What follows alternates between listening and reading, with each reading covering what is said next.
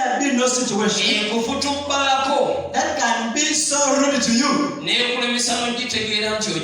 that you can even fail to understand that you are in that situation. You can be in a certain situation and you be so familiar with it. You start so be proud of it, but it's not pleasing you. Things are okay. When it's telling you things are okay, yet they are not okay. Even if you sleep hungry, things are okay. Praise the Lord. I become so angry when I pass through.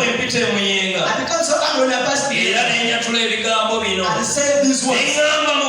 And pray, Lord. He said on earth we eat 100. And on heaven shall eat 100. When you see the flats, when I don't have mine, I see the bungalows. I say yes, I wasn't there. But in my generation, God will give me mine in my generation. Praise the Lord. Praise the Lord. Praise the Lord. You have to walk when prophet goes once. Rather than sing a song. I'm tired financially.